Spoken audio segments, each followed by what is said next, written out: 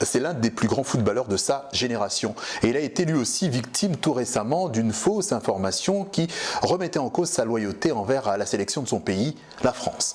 Alors aujourd'hui, que vaut la parole des célébrités sportives face aux questions sociétales sensibles ? Footballeur français et musulman et vu en 2017 au pèlerinage de la Mecque.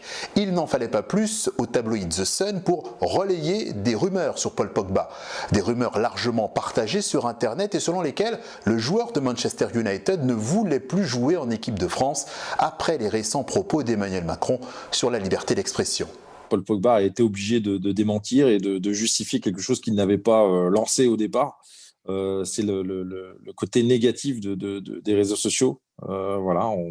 Est-ce qu'on a un pouvoir là-dessus ?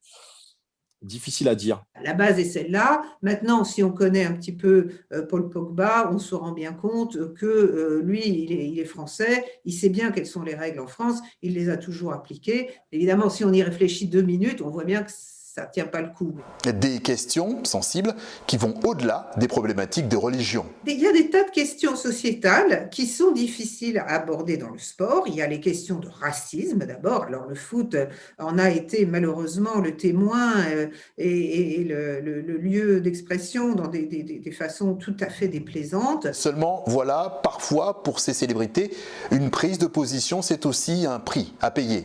On peut prendre l'exemple, par exemple, de Tommy Smith et John Carlos au JO de 68, qui, suite à leur acte militant sur le podium, se sont vus retirer leur médaille et on ne les a plus jamais vus dans une compétition officielle. Colin Kaepernick, le quarterback des 49ers à San Francisco, qui s'agenouillait pendant l'hymne national américaine, n'a plus signé de contrat à la NFL depuis 2017.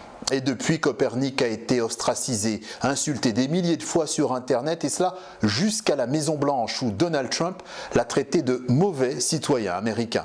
Le sport, il n'est pas coupé de la société, il en fait partie.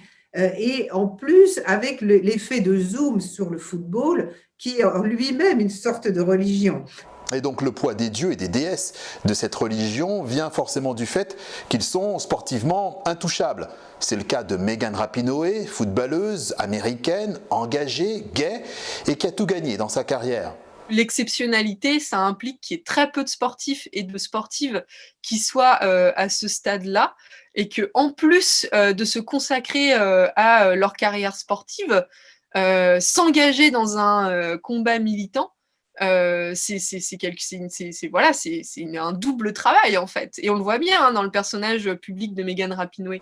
Megan Rapinoe qui, la semaine dernière encore, exhortait le célèbre Lionel Messi à s'engager davantage contre le racisme et pas uniquement avec des slogans. Quant à Paul Pogba, il a porté plainte contre The Sun et devrait jouer dans quelques jours pour la 73e fois avec les Bleus.